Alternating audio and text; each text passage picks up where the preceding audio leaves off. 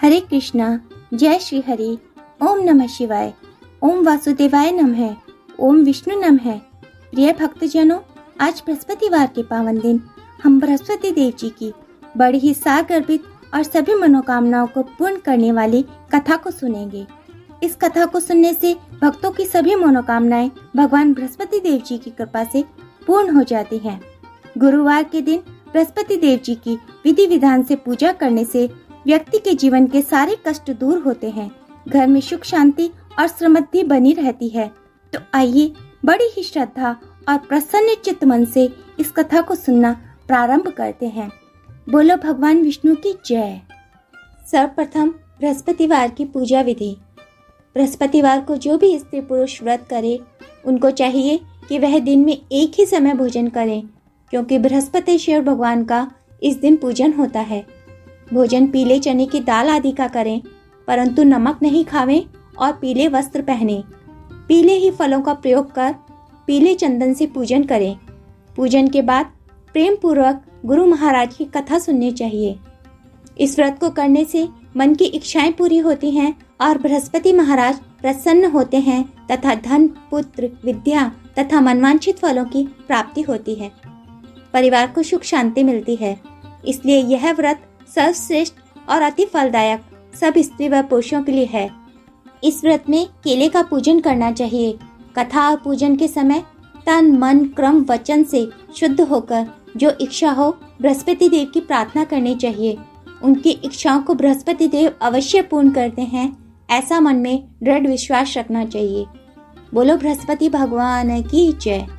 श्री बृहस्पतिवार व्रत कथा। भारतवर्ष में एक राजा राज्य करता था। वह बड़ा प्रतापी और दानी था। वह नित्य गरीबों और ब्राह्मणों की सहायता करता था। यह बात उसकी रानी को अच्छी नहीं लगती थी। वह न गरीबों को दान देती थी, न ही भगवान का पूजन करती थी और राजा को भी दान देने से मना किया करती थी। एक दिन राजा शिकार खेलने वन को गए हुए थे तो रानी महल में अकेली थी। उसी समय बृहस्पति देव साधु के वेश में राजा के महल में भिक्षा के लिए गए और भिक्षा मांगी। रानी ने भिक्षा देने से इनकार कर दिया और कहा, हे साधु महाराज, मैं तो दान पुण्य से तंग आ गई हूँ। मेरा पति सारा धन लुटाता रहता है। मेरी इच्छा है कि हमारा धन नष्ट हो जाए, फिर न रहेगा बांस और न बजेगी बांसुरी। साधु ने कहा, देवी तुम तो बड़ी अजीब हो। धन संतान तो सभी चाहते हैं, पुत्र और लक्ष्मी तो पापी के घर भी होने चाहिए। यदि तुम्हारे पास अधिक धन है तो भूखों को भोजन दो, प्यासों के लिए प्याऊ बनवाओ, मुसाफिरों के लिए धर्मशाला खुलवाओ। जो निर्धन अपनी कुंवारी कन्याओं का विवाह नहीं करा सकते, उनका विवाह करा दो। ऐसे और भी कई कार्य हैं जिनके करने से तुम्हारा यश लोक परलोक में फैलेगा। परंतु रानी पर उपदेश का कोई प्रभाव ना पड़ा। वह बोली, महाराज आप मुझे कुछ ना समझाएं, मैं ऐसा धन नहीं चाहती जो हर जगह बांटती फिरूं। साधु ने उत्तर दिया, यदि तुम्हारी ऐसी इच्छा है तो तथास्तु। तुम ऐसा करना कि बृहस्पतिवार को घर लीपकर पीली मिट्टी से अपना सर धोकर स्नान करना, भट्टी चढ़ाकर कपड़े धोना। ऐसा करने से आपका सारा धन नष्ट हो जाएगा। इतना कहकर वह साधु वहां से अंतर्ध्यान हो गए। जैसे वह साधु कहकर गया था, रानी ने वैसा ही किया। 6 बृहस्पतिवार ही बीते थे कि उनका समस्त धन नष्ट हो गया और भोजन के लिए दोनों तरसने लगे, सांसारिक भोगों से दुखी रहने लगे। तब वह राजा रानी से कहने लगा कि तुम यहाँ पर रहो, मैं दूसरे देश में जाऊं, क्योंकि यहाँ पर मुझे सभी मनुष्य जानते हैं, इसलिए कोई कार्य भी नहीं कर सकता। देश चोरी परदेश भीख बराबर है। ऐसा कहकर राजा परदेश चला गया। वहाँ जंगल को जाता और लकड़ी काट कर लाता और शहर में बेचता। इस तरह जीवन व्यतीत करने लगा। एक दिन दुखी होकर जंगल में एक पेड़ के नीचे निश्चित रूप से आसन जमाकर बैठ गया।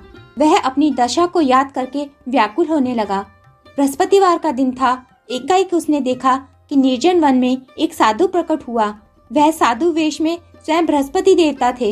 लकड़हारे के सामने आकर बोले, हे लकड़हारे, इस सुनसान जंगल में तू चिंता मग्न क्यों बैठा है? लकड़हारे ने दोनों हाथ जोड़कर प्रणाम किया और उत्तर दिया, महात्मा जी, आप सब कुछ जानते हैं, मैं क्या कहूँ। यह कहकर रोने लगा और साधु को आत्मकथा सुनाई। महात्मा जी ने कहा, तुम्हारी स्त्री ने बृहस्पतिवार के दिन वीर भगवान का निरादर किया है, जिसके कारण रुष्ट होकर उन्होंने तुम्हारी यह दशा कर दी है। अब तुम चिंता को दूर करके मेरे कहने पर चलो तो तुम्हारे सब कष्ट दूर हो जाएंगे और भगवान पहले से भी अधिक संपत्ति देंगे। तुम बृहस्पतिवार के दिन पाठ किया करो। 2 पैसे के चने मुनक्का मंगवाकर उसका प्रसाद बनाओ और शुद्ध जल के लोटे में शक्कर मिलाकर अमृत तैयार करो। कथा के पश्चात अपने सारे परिवार और सुनने वाले प्रेमियों में अमृत व प्रसाद बांटकर आप भी ग्रहण किया करो। ऐसा करने से भगवान बृहस्पति देव आपकी सभी मनोकामनाएं पूरी करेंगे। साधु के ऐसे वचन सुनकर लकड़हारा बोला, हे प्रभु, मुझे लकड़ी बेचकर इतना पैसा नहीं मिलता जिससे भोजन करने के उपरांत कुछ बचा सकूं। मैंने रात्रि में अपनी स्त्री को व्याकुल देखा है। मेरे पास कुछ भी नहीं जिससे उसकी खबर मंगा सकूं। साधु ने कहा, हे लकड़हारे, तुम किसी बात की चिंता मत करो। बृहस्पतिवार के दिन तुम रोजाना की तरह लकड़ियां लेकर शहर को जाओ। तुमको रोज से दुगना धन प्राप्त होगा, जिससे तुम भली भांति भोजन कर लोगे और बृहस्पति देव की पूजा का सारा सामान भी आ जाएगा। इतना कहकर साधु अंतर्ध्यान हो गए। धीरे धीरे समय व्यतीत होने पर फिर वही बृहस्पतिवार का दिन आया। लकड़हारा जंगल से लकड़ी काटकर किसी भी शहर में बेचने गया। उसे उस दिन और दिन से अधिक पैसा मिला। राजा ने चना गुड़ आदि लाकर गुरुवार का व्रत किया। उस दिन से उसके सभी कलेश दूर हो गए। परंतु जब दोबारा गुरुवार का दिन आया तो बृहस्पतिवार का व्रत करना भूल गया। इस कारण बृहस्पति भगवान नाराज हो गए। उस दिन से उस नगर के राजा ने विशाल यज्ञ का आयोजन किया तथा शहर में यह घोषणा करवा दी कि कोई भी मनुष्य अपने घर में भोजन न बनावे, न आग जलावे। समस्त नागरिक मेरे यहाँ भोजन करने आवे। इस आज्ञा को जो न मानेगा उसको फांसी की सजा दी जाएगी। इस तरह की घोषणा संपूर्ण नगर में करवा दी गई। राजा की आज्ञानुसार शहर के सभी लोग भोजन करने गए, लेकिन लकड़हारा कुछ देर से पहुंचा। इसलिए राजा उसको अपने साथ घर लिवा ले गए और ले जाकर भोजन करा रहे थे तो रानी की दृष्टि उस खूंटी पर पड़ी जिस पर उसका हार लटका हुआ था। वह वहां दिखाई नहीं दिया। रानी ने निश्चय किया कि मेरा हार इसी मनुष्य ने चुरा लिया है। उसी समय पुलिस को बुलाकर उसको जेल खाने में डलवा दिया। जब लकड़हारा जेल खाने में पड़ गया और बहुत दुखी होकर विचार करने लगा कि न जाने कौन से पुरुष जन्म के कर्म से मेरे लिए दुख प्राप्त हुआ है, और उसी साधु को याद करने लगा जो कि जंगल में मिला था। उसी समय तत्काल बृहस्पति देव साधु के रूप में प्रकट हो गए और उसकी दशा को देखकर कहने लगे, अरे मूर्ख, तूने बृहस्पतिवार की कथा नहीं करी, इसी कारण तुझे दुख प्राप्त हुआ है। अब चिंता मत कर, बृहस्पतिवार के दिन जेल खाने के दरवाजे पर 4 पैसा पड़े मिलेंगे। उनसे तू बृहस्पति देव की पूजा करना, तेरी सभी कष्ट दूर हो जाएंगे। बृहस्पतिवार के रोज उसे 4 पैसे पड़े मिले। लकड़हारे ने कथा कही। उसी रात्रि को बृहस्पति देव ने उस नगर के राजा को सपने में कहा, हे राजा, तुमने जिस आदमी को जेल खाने में बंद कर दिया है वह निर्दोष है, वह राजा है, उसे छोड़ देना। रानी का हार उसी खूंटी पर लटका है। अगर तू ऐसा नहीं करेगा तो मैं तेरे राज्य को नष्ट कर दूंगा। इस तरह रात्रि के स्वप्न को देखकर राजा प्रातःकाल उठा और खूंटी पर हार देखकर लकड़हारे को बुलाकर क्षमा मांगी तथा लकड़हारे को योग्य सुंदर वस्त्र आभूषण देकर विदा किया तथा बृहस्पति देव की आज्ञा अनुसार लकड़हारा अपने नगर को चल दिया। राजा जब अपने नगर के निकट पहुंचा तो उसे बड़ा ही आश्चर्य हुआ। नगर में पहले से अधिक बाग, तालाब, कुएं तथा बहुत सी मंदिर, धर्मशालाएं आदि बन गए थे। राजा ने पूछा, यह किसका बाग और धर्मशाला है? तब नगर के सब लोग कहने लगे, यह सब रानी और बांदी के हैं। तो राजा को आश्चर्य हुआ और देखकर गुस्सा भी आया। जब रानी ने यह खबर सुनी कि राजा आ रहे हैं तो उसने बांदी से कहा, हे दासी, देख राजा हमको कितनी बुरी हालत में छोड़कर गए थे। वह हमारी ऐसी माली हालत देखकर लौट ना जाए, इसलिए तू दरवाजे पर खड़ी हो जा। आज्ञा अनुसार दासी दरवाजे पर खड़ी हो गई और जब राजा आए तो उन्हें अपने साथ अंदर लिवा लाई। तब राजा ने क्रोध करके अपनी तलवार निकाली और अपनी रानी से पूछने लगा कि यह सब धन तुम्हें कैसे प्राप्त हुआ? तब रानी ने कहा, यह सब धन हमें बृहस्पति देव जी के इस व्रत के प्रभाव से प्राप्त हुआ है। राजा ने निश्चय किया कि 7 रोज बाद तो सभी बृहस्पति देव का पूजन करते हैं, परंतु मैं रोजाना दिन में 3 बार कहानी कहा करूंगा तथा रोज व्रत किया करूंगा। अब हर समय राजा के दुपट्टे में चने की दाल बंधी रहती तथा दिन में 3 बार कहानी कहता। एक रोज राजा ने विचार किया कि चलो अपनी बहन के यहाँ हो आवे। तरह निश्चय कर राजा घोड़े पर सवार हो अपनी बहन के यहाँ को चलने लगा।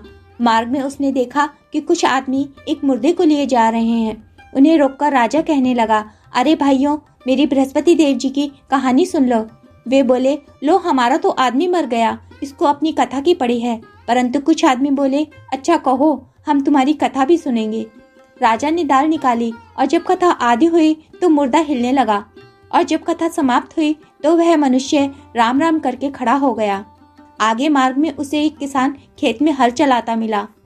राजा ने उसे देखा और उससे बोला, अरे भैया, तुम मेरी बृहस्पतिवार की कथा सुन लो।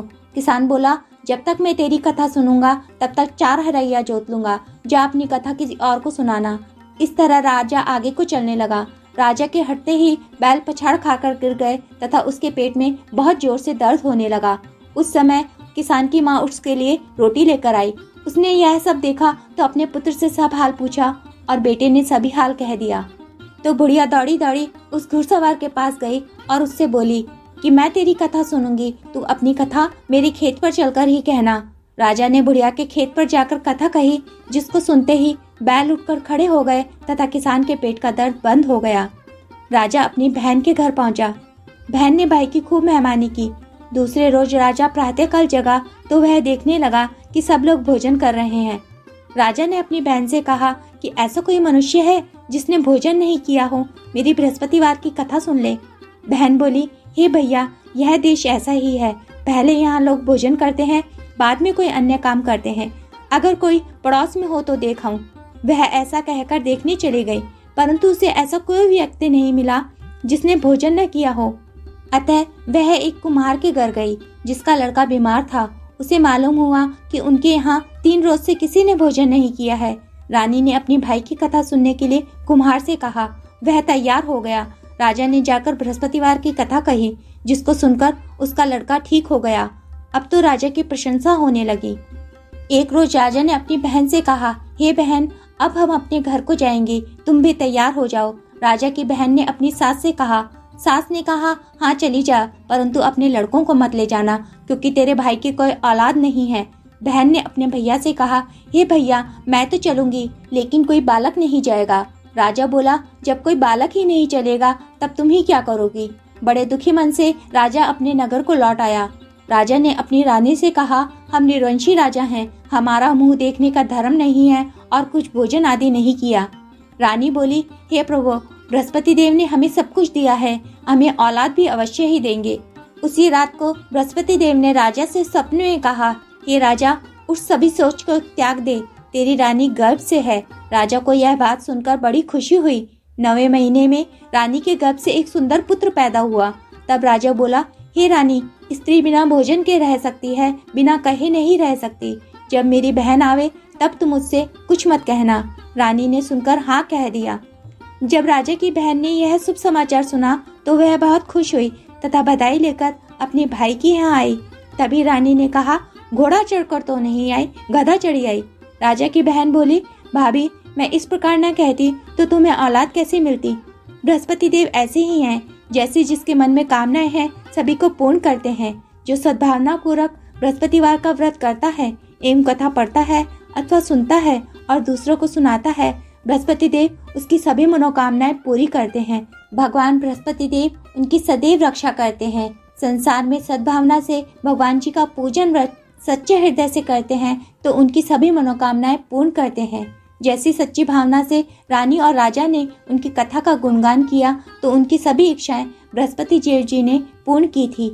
इसलिए पूर्ण कथा सुनने के बाद प्रसाद लेकर जाना चाहिए। हृदय से उनका मनन करते हुए जयकारा बोलना चाहिए। बोलो बृहस्पति भगवान की जय। प्राचीन काल में एक ब्राह्मण था। वह बहुत निर्धन था। उसकी कोई संतान नहीं थी। उसकी स्त्री बहुत मलिनता के साथ रहती थी। वह स्नान न करती, किसी देवता का पूजन न करती। इससे ब्राह्मण देवता बड़े दुखी थे।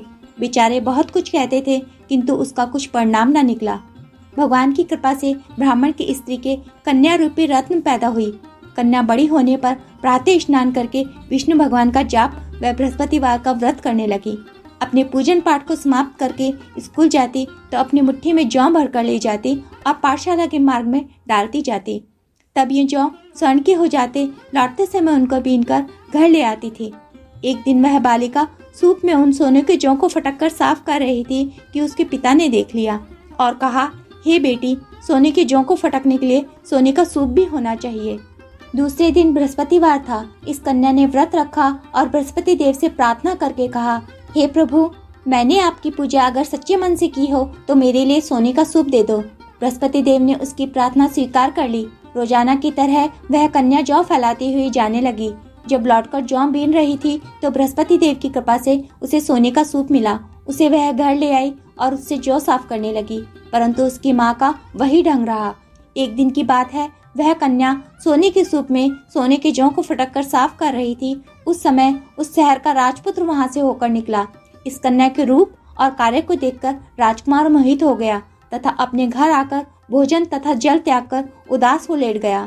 राजा को जब इस बात का पता चला तो अपने प्रधानमंत्रियों के साथ वह उसके पास गए और बोले, हे बेटा, तुम्हें किसी बात का कष्ट है, किसी ने अपमान किया है अथवा और कोई कारण हो सो कहो, मैं वही कार्य करूंगा जिससे तुम्हें प्रसन्नता हो। अपने पिता की राजकुमार ने बातें सुनी तो वह बोला, मुझे आपकी कृपा से किसी बात का दुख नहीं है, किसी ने मेरा अपमान भी नहीं किया, परंतु मैं उस लड़की के साथ विवाह करना चाहता हूँ जो सोने के सूप में जौ साफ कर रही थी। यह सुनकर राजा आश्चर्य में पड़ा और बोला, हे बेटा, इस तरह की कन्या का पता तुम ही लगाओ, मैं उसके साथ तुम्हारा विवाह अवश्य ही करवा दूंगा। राजकुमार ने उस लड़की के घर का पता बतलाया। तब मंत्री उस लड़की के घर गए और ब्राह्मण देवता को सभी हाल कह सुनाया। ब्राह्मण देवता राजकुमार के साथ अपनी कन्या का विवाह करने के लिए तैयार हो गए तथा विधि विधान के अनुसार ब्राह्मण की कन्या का विवाह राजकुमार के साथ हो गया। कन्या के घर से जाते ही पहले की भांति उस ब्राह्मण देवता के घर में गरीबी का निवास हो गया। अब भोजन के लिए भी अन्न बड़ी मुश्किल से मिलता था। एक दिन दुखी होकर ब्राह्मण देवता अपनी पुत्री के पास गए। बेटी ने पिता की दुखी अवस्था को देखा और अपनी माँ का हाल पूछा। तब ब्राह्मण देवता ने सभी हाल कहा। कन्या ने बहुत सा धन देकर अपने पिता को विदा कर दिया। इस तरह ब्राह्मण का कुछ समय सुखपूर्वक व्यतीत हुआ। कुछ दिन बाद फिर वही हाल हो गया। ब्राह्मण फिर अपनी कन्या के यहाँ गया और सारा हाल कहा तो लड़की बोली, हे पिताजी, आप माताजी को यहाँ लिवा लाओ, मैं उन्हें विधि बता दूंगी जिससे गरीबी दूर हो जाए। वह ब्राह्मण देवता अपनी स्त्री को साथ लेकर पहुँचे तो पुत्री अपनी माँ को समझाने लगी, हे माँ, तुम प्रातःकाल प्रथम स्नान आदि करके विष्णु भगवान का पूजन करो तो सब दरिद्रता दूर हो जाएगी। परंतु उसकी माँ ने एक भी बात नहीं मानी और प्रातःकाल उठकर अपनी पुत्री के बच्चों की झूठन को खा लिया। इससे उसकी पुत्री को और भी अधिक क्रोध आया और उसने एक रात कोठरी से सभी सामान निकाल दिया और अपनी माँ को उसमें बंद कर दिया। प्रातःकाल उसमें से उसे निकाला तथा स्नान आदि करा के पाठ करवाया तो उसकी माँ की बुद्धि भी ठीक हो गई और फिर प्रत्येक बृहस्पतिवार को व्रत रखने लगी। इस व्रत के प्रभाव से उसकी माता तथा पिता बहुत ही धनवान और पुत्रवान हो गए और बृहस्पति जी के प्रभाव से इस लोक के सुख भोग कर मरने पर स्वर्ग को प्राप्त हुए। बोलो बृहस्पति भगवान की जय। बोलो विष्णु भगवान की जय। ओम जय बृहस्पति देवा, स्वामी जय बृहस्पति देवा। छिन छिन भोग लगाऊं, छिन छिन भोग लगाऊं, कदली फल मेवा। ओम जय बृहस्पति देवा, तुम पूर्ण परमात्मा, तुम अंतरयामी, स्वामी तुम अंतरयामी।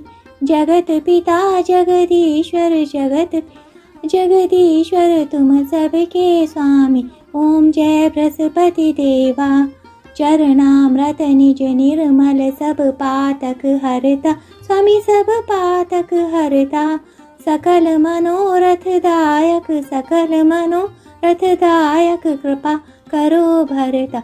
ओम जय बृहस्पति देवा, तन मन धन अर्पण कर, जो जन शरण पड़े स्वामी, जो जन शरण पड़े। प्रभु प्रकट तब होकर, प्रभु प्रकट तब होकर, आकर द्वार खड़े। ओम जय बृहस्पति देवा, दीन दयाल दयानिधि, भक्तन हितकारी, स्वामी भक्तन हितकारी। पाप दोष सब हरता, पाप दोष सब हरता, भव बंधन हारी। ओम जय बृहस्पति देवा, सकल मनोरथ दायक, सब संशय तारो, स्वामी सब संशय तारो। विषय विकार मिटाओ, विषय विकार मिटाओ, संतन सुखकारी। ओम जय बृहस्पति देवा, जो कोई आरती तेरी प्रेम सहित गावे, स्वामी नृत्य कर गावे। चेष्टानंद बंद सो, चेष्टानंद बंद सो, निश्चय फल पावे। ओम जय बृहस्पति देवा। सब बोलो भगवान विष्णु की जय, बोलो बृहस्पति देव भगवान की जय।